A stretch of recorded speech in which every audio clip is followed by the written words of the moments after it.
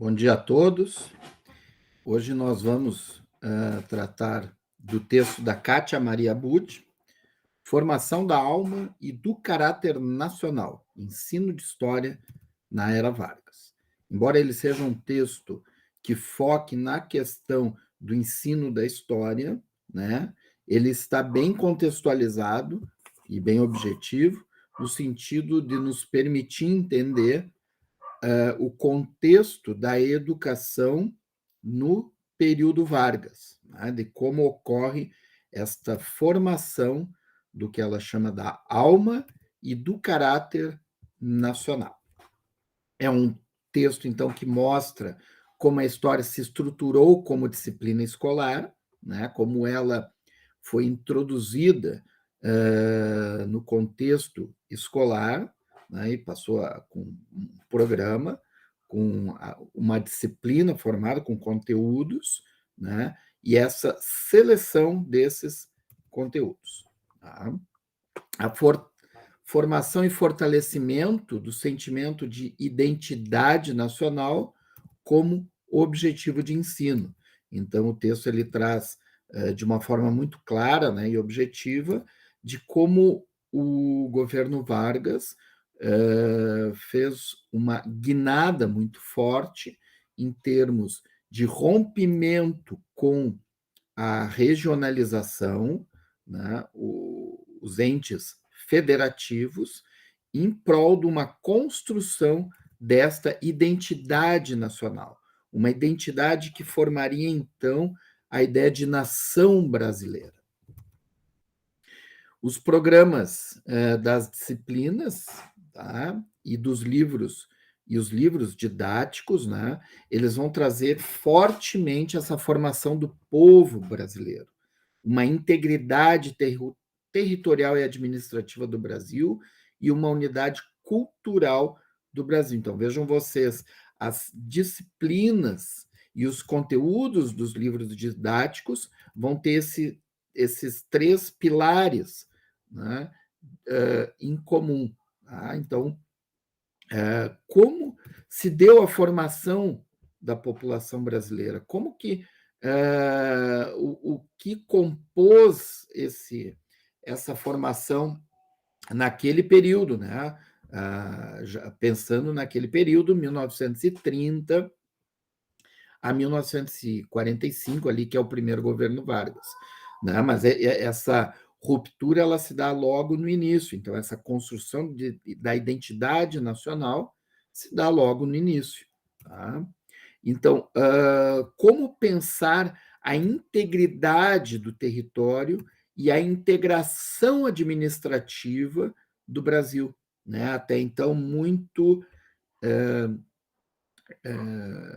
diluída nos estados, né? O estado com uma autonomia territorial, administrativa, legislativa muito forte. Né? E é o que o Vargas vai fazer. Ele vai diminuir o papel dos estados, ele vai diminuir o poder político dos estados e fazer uma concentração deste poder em âmbito federal. Tá? Então, e é algo que a gente vive até hoje. Né? Então, isso tem reflexos na nossa vida social, política, cultural, econômica, até hoje. Né? Já se tentou discutir o que se chama de pacto federativo, de uma retomada do fortalecimento dos entes federativos, dos estados, né? Mas não se consegue, entende? Então, a maior parte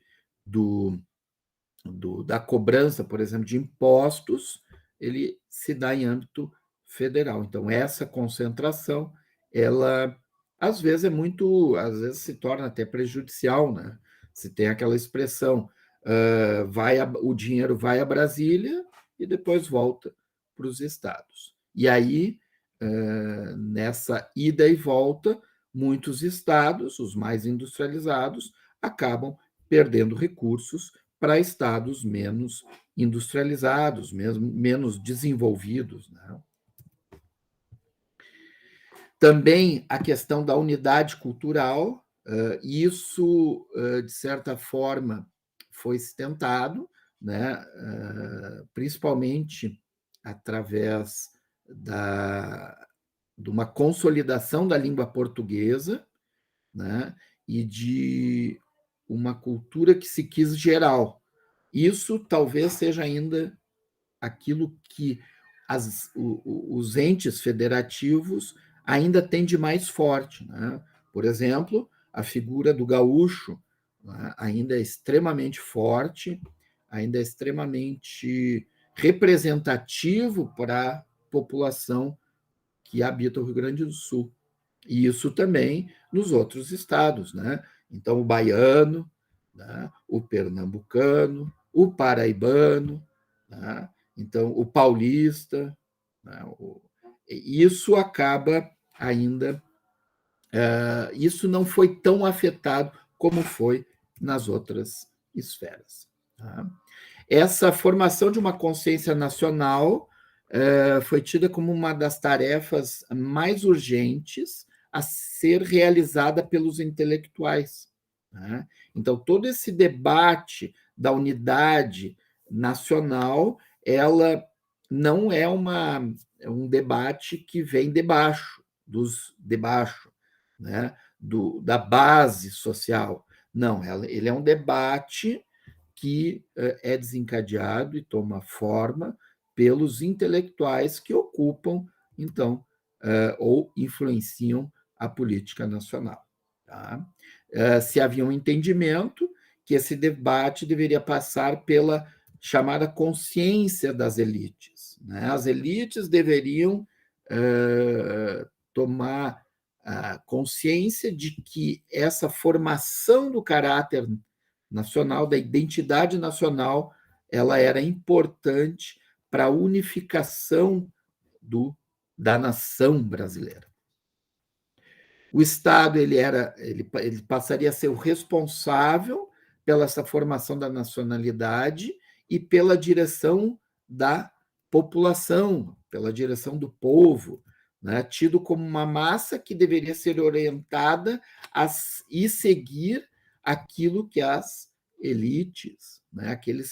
Aquilo que aqueles que ocupavam os cargos administrativos, na política, empresariais, eles tinham como o caminho a ser seguido.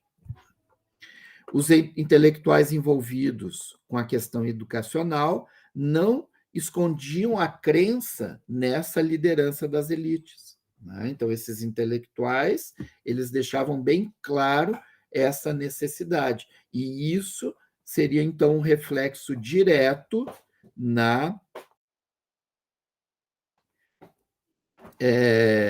seria um reflexo direto em termos educacionais. Os órgãos de instrução teriam um papel fundamental na formação dessa consciência nacional. Né? Então, primeiro se faz, inclusive, uma melhoria da estruturação desses órgãos de instrução, não só pela criação do Ministério da Economia e Saúde, da Educação e Saúde, né, o MES, mas também com todo um aparato burocrático que desse conta dessa estrutura necessária para o cumprimento desses objetivos.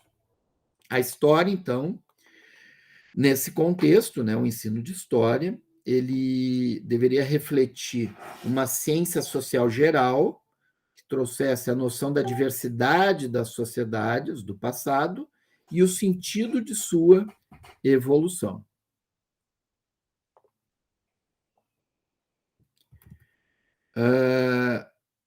Cabia às forças dirigentes a escolha desse passado, de acordo com seus interesses. Né? Tem um pensador dos anos 40, o alemão Walter Benjamin, que ele trabalha muito bem essa questão, né? Onde ele diz que os vencedores, eles dizem como foi o passado. Né? Eles fazem eles dominam a narrativa deste passado. Tá? E aí eles dizem o que se deve entender pelo passado. Por quê? Porque isso é importante para se explicar o presente e o futuro. Tá? Então, essas escolhas do passado pelas forças dirigentes é algo bem importante. Na história, se revelaria a genealogia da nação, né? Como uma árvore genealógica, aonde tu começa a entender da onde vem a tua base, da onde é o surgimento dessa nação. A ideia era identificar as bases comuns, formadoras do sentimento de identidade nacional, porque se eu tenho conhecimento da base, mas se eu digo qual é a minha base, né, incluindo alguns e excluindo outros, tá, dessa narrativa histórica, então eu consigo entender, ou pelo menos eu consigo formar, né, e, através do ensino, ensinar para crianças, jovens e até no nível superior, qual, então, é a trajetória da nação. Tá? Isso é tido como um instrumento ideológico, né, para a valorização de um conjunto de ideias, crenças e valores centrados na unidade de um único Brasil. Tá? Então, porque esse era o objetivo do governo Vargas, a centralização, em termos do governo federal, então, dessa ideia de nação. É um processo de uniformização, no qual o sentimento de identidade nacional permitiria a omissão dessa divisão social, né? Aonde tu trabalha, então, a questão de unidade, como eu sou brasileiro, logo, isso é valorizado. E é desvalorizado a questão, por exemplo, das divisões entre pobres, entre favorecidos e menos favorecidos, entre aqueles que ocupam cargos administrativos, políticos, empresariais, e aqueles que são, ou que vivem de biscate, que são desempregados, ou que são trabalhadores comuns. Foi na reforma do Francisco Campos, em 31, então, com a criação do Ministério da Educação e Saúde, que trouxe programas e métodos de ensino, tá, que seriam, então, produzidos por este ministério e repassado a todos, a toda a estrutura organizacional da educação. Tá? Os conteúdos do curso secundário, fundamental, tinham por foco as instituições administrativas e nas formas utilizadas por Portugal para organizar a colônia, considerado o primeiro momento da formação do sentimento nacional brasileiro. Então, é neste período, né, do Vargas, com a construção desse conjunto de ideias, que a história vai fazer o mito fundador deste Brasil. E ele não é com os índios, ele é com a chegada dos portugueses em terras brasileiras. Os índios, eles vão estar ali, mas em termos de narrativa histórica, eles têm um papel diferente. Os programas eram periodizados, fazendo uso das épocas consagradas pela historiografia clássica. Né? Então, e a historiografia, neste período, ela tem uma narrativa em termos político-administrativos. Tá? Então, por exemplo, a emancipação, né? Não é emancipação em termos municipais. É a ruptura, a independência do Brasil em relação a Portugal, a ascensão do Dom Pedro I, depois a saída, a ascensão do Dom Pedro II, a República, entende? Então, os períodos históricos eles são marcados por rupturas administrativas, por mudanças administrativas, legislativas, pelas guerras, né? Então, a importância de marcar as guerras neste período. Então, a Guerra Farroupilha, a Guerra do Paraguai, a, as batalhas, né? Então,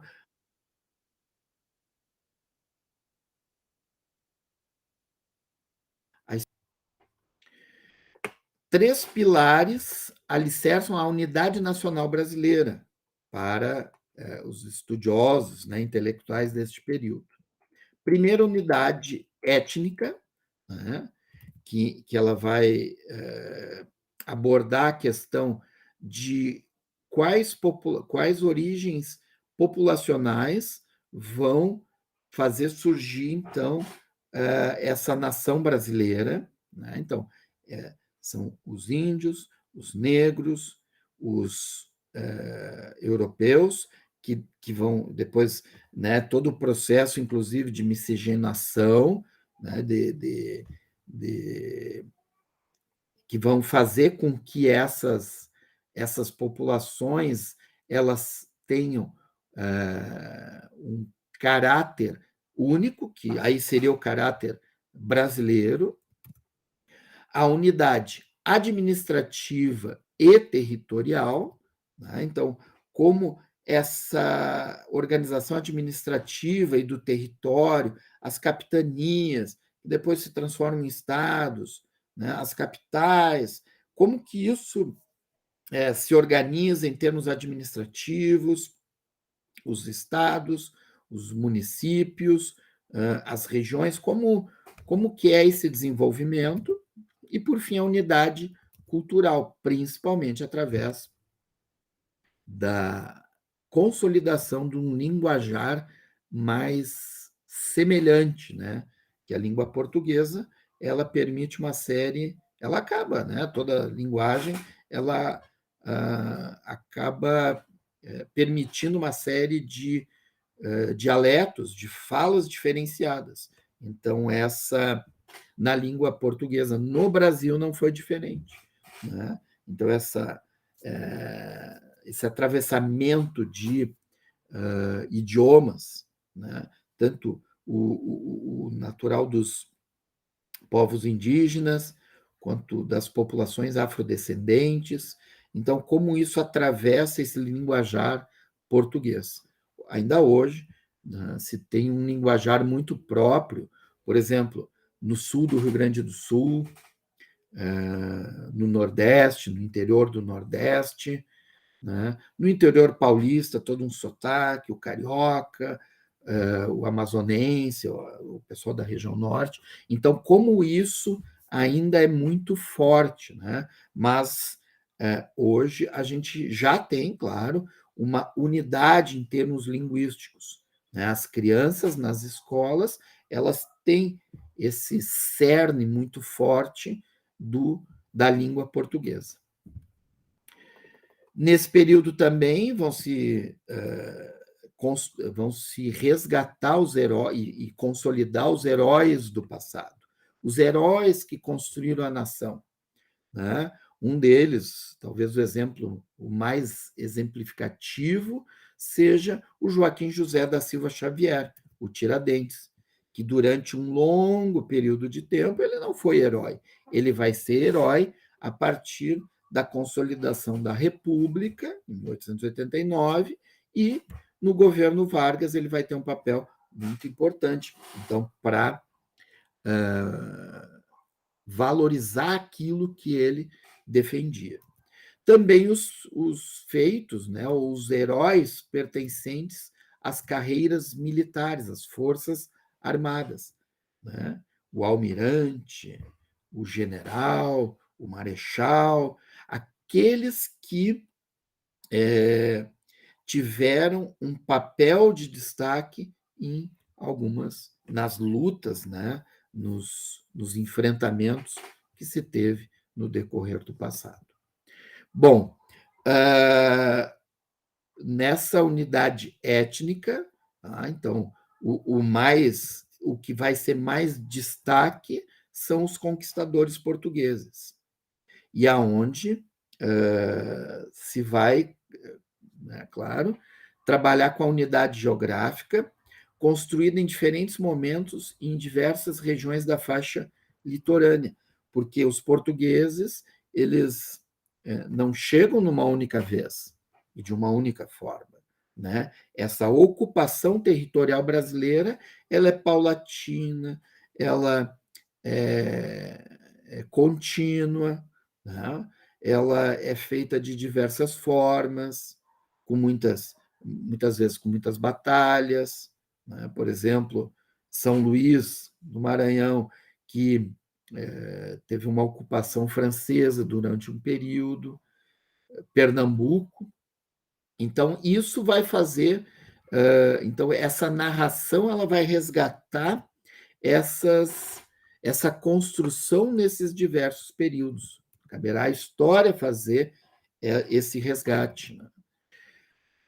Outro que vai ter outra que vão ter papel muito importante são os bandeirantes, né? O destaque vão se ter um papel valorativo, embora hoje já se tenha toda uma questão de contestar esse papel, né, em termos valorativos, né, e muitas vezes mostrando um outro lado da moeda.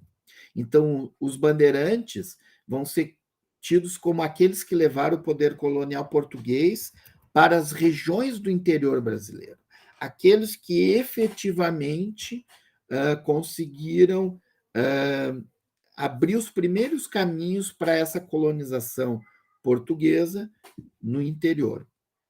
E daí a importância, então, desse papel.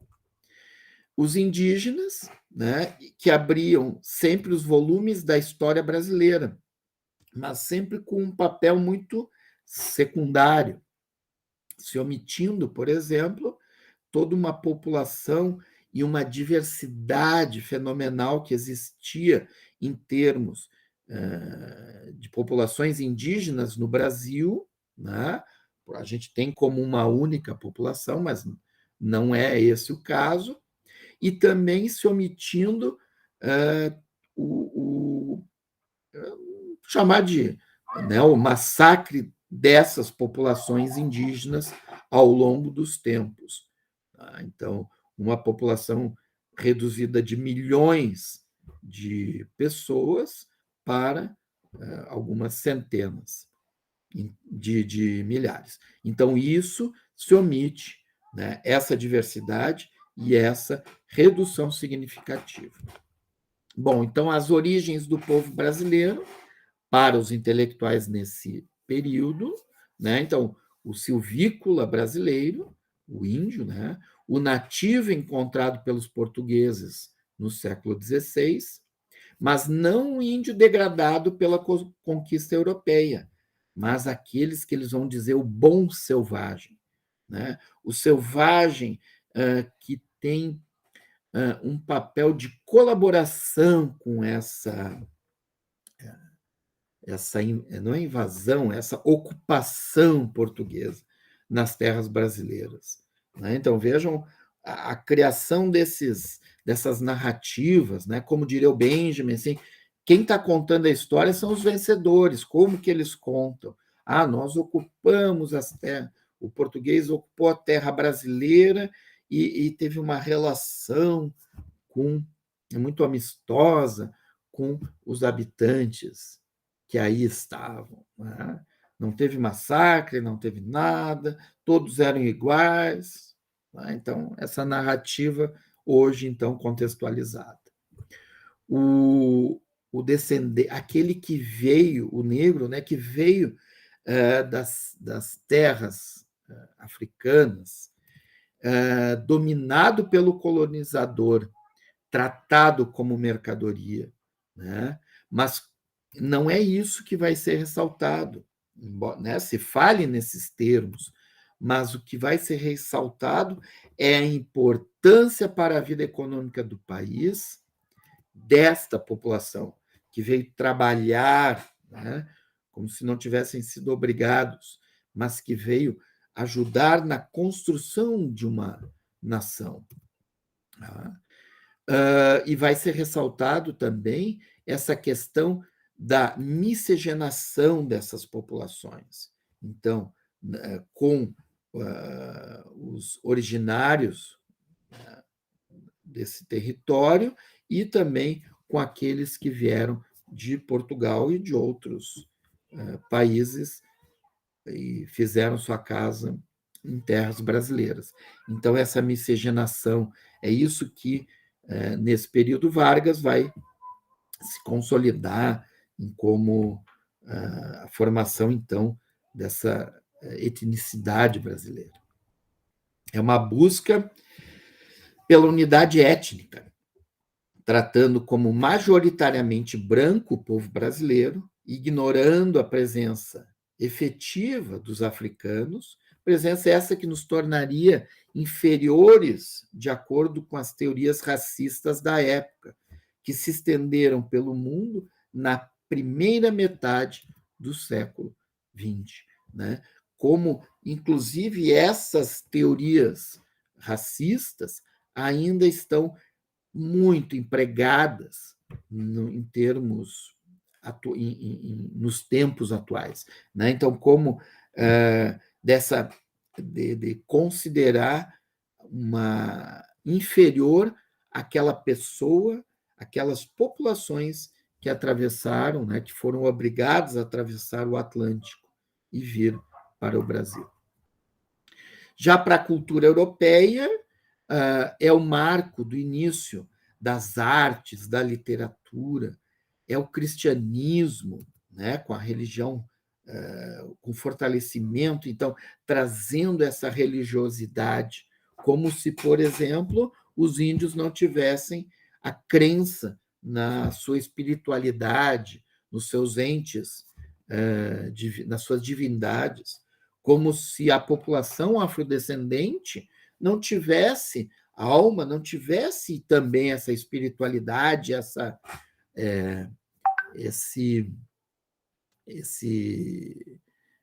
crença, né? Não, pelo contrário, né? Eles tinham e foram relegados, tá? Em prol de uma unicidade cristã. Inclusive, nesse período, né, a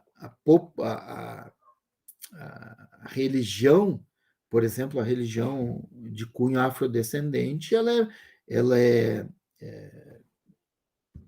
não é banida, praticamente banida, ela é colocada quase que ela é criminalizada, né, em prol da religião cristã, né, que tanto poderia ser católica, quanto poderia ser também as evangélicas, principalmente luteranas, no sul do Brasil, com a vinda dos alemães.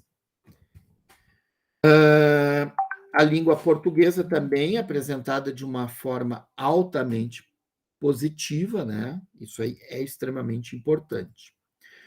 Para concluir, né, o texto ele traz muito bem, então, esse ufanismo, ao comparar o processo de independência do Brasil ao das colônias espanholas da América, que, embora tenham sido colonizadas pelo mesmo país, né, uma mesma império, né, um reinado, ele se dividiu em vários países, né? Então, as independências foram muito diferentes. Isso até é um motivo muito interessante que a gente pouco estuda.